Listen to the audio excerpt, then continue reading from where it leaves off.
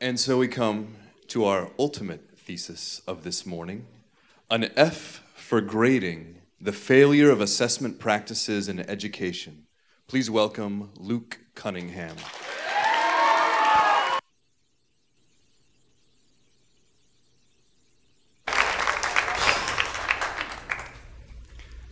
I want you to close your eyes.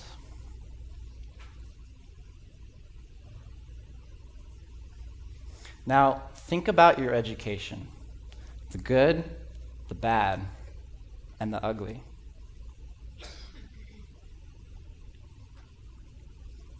What are you recalling? And you can open your eyes now. One of the first things that popped into my mind was not the incredible things that I have learned over the past 13 years, but rather the grades I received for my work. Why did I fixate on those grades? What was their purpose? When I'm sitting in a job interview with the employer staring at my resume and grilling me to see if I have the experience they need, but barely glossing over my GPA, did those grades really mean anything? Was it even worth all the blood, sweat, and tears? Although some believe that grades accurately depict how a student has developed in their learning, I argue that all grades associated with assessment practices should be removed from all levels of education, because grades cloud the minds of students from the true purpose of education, and they give students false confidence as they enter the professional world. There are two words that many people confuse: assessment and grade. An assessment is defined as the evaluation or estimation of the nature, quality, or ability of someone or something. The key word in the definition is evaluation. A grade, on the other hand, is defined as a particular level of rank, quality, proficiency, intensity, or value. The key word here is rank. Rank and evaluation are two different terms. Let me get one thing straight. The classroom is not a football field. Students should not be striving to be better than their peers. We are not dealing with a trophy, but with the future of children. Yet we still take pride in our grades and see them as a kind of trophy. There's something about grades that causes them to become part of our identity.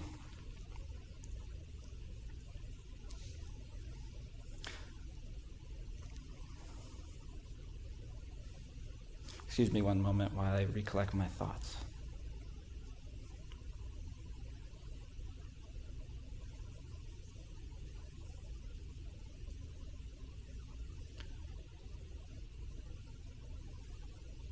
Unfortunately, this is the worst scenario for a student, as the focus is spent on the grade received and the title earned rather than the learning acquired. There's a misconception that grades motivate students to perform well in school. Alfie Kahn is described by Time magazine as perhaps the country's most outspoken critic of education's fixation of grades and test scores.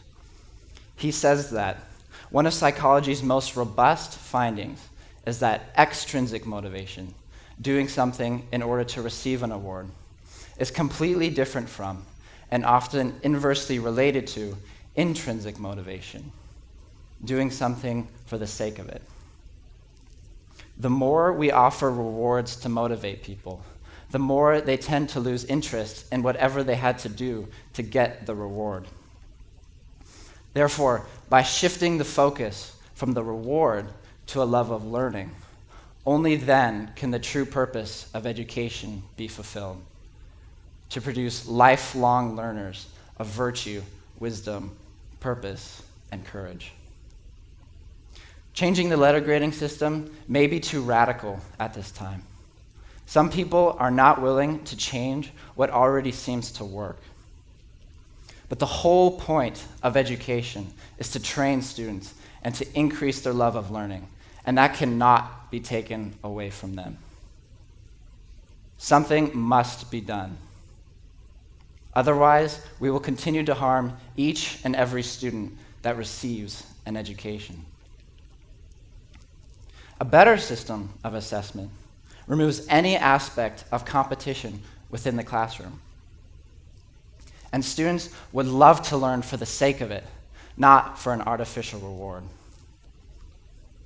An example of this new kind of assessment that I would propose is referred to as the go, no-go system. Created by David Langford, founder of Ingenium Schools, this new system removes grades entirely and puts the focus back into learning. Essentially, it is a pass-fail system with more accountability. Take a senior thesis, for example. If the teacher believes that the student has met all their criteria and believes they can move on, the teacher will let them move on. But the rest of the class will not move on until each additional student has been approved by the teacher. This accountability would force students to not fall behind and keep the class going. And while this may sound too good to be true, this method has been tested and it is already being used in schools today. God has blessed us immensely with the education that Trinity has offered. Not only is a classical Christian education unique and one of the hardest experiences that a student will have to face, but it is also valuable and can sadly be squandered if it is not fully grasped and taken advantage of. And the current grading practices at Trinity are putting this opportunity at risk. Members of the board, Mrs. Cato, Mrs. Macedo, faculty and staff, parents and students, we must at least consider a comprehensive discussion of the problems with the current grading practices and examine any possible revisions we can make that would help make Trinity better. We cannot let another student leave this school with an education that does not lead to lifelong learning. Thank you.